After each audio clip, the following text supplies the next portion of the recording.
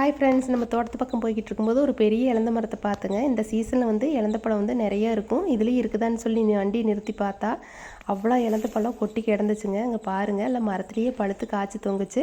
நாம் இதை விட்டுட்டு போகலாமா அப்படின்னு சொல்லிட்டு நிறைய பறித்தேன். நம்ம 90 கிட்ஸோட ஃபேவரட் ஃப்ரூட்ஸ்னால் இந்த இலந்த பழம் தாங்க.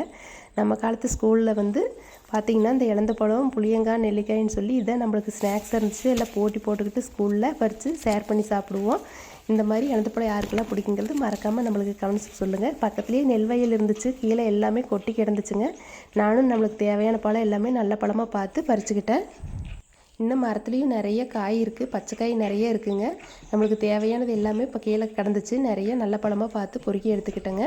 இந்த இலந்த பழம் பார்த்திங்கன்னா இலந்த வடை செஞ்சு சாப்பிடும்போது டேஸ்ட் வந்து அவ்வளோ சூப்பராக இருக்கும். இந்த இலந்த பழம் பார்த்திங்கன்னா உடம்புக்கு அவ்வளோ நல்லதுங்க. மரம் பார்த்தாலே பாருங்கள் எவ்வளோ பெரிய மரமாக இருக்குதுன்னு. அடிமரத்தை பாருங்கள் எவ்வளோ பெரிய சைஸில் இருக்குதுன்னு பாருங்கள். யாரெல்லாம் இந்த இலந்த பழம் பறித்து இந்த மாதிரி சாப்பிட்ருக்கீங்கிறத மறக்காமல் கமெண்ட்ஸில் சொல்லுங்கள். நிறைய இலந்த பழம் பறித்து எடுத்தாச்சு. கீழேயும் நிறைய பழம் இருந்துச்சு, அதையும் பொறுக்கி எடுத்தாச்சுங்க. நாம் போட்டுட்டு வந்த துண்டுலேயே எல்லா பழத்தையும் பறித்து அந்த துண்டுலேயே போட்டுக்கிட்டு நான் வீட்டுக்கு கிளம்பியாச்சுங்க. இந்த மாதிரி வீடியோ பிடிச்சா லைக் பண்ணுங்கள், ஷேர் பண்ணுங்கள். மறக்காமல் நம்ம சேனலை சப்ஸ்கிரைப் பண்ணிக்கோங்க ஃப்ரெண்ட்ஸ். பாய்.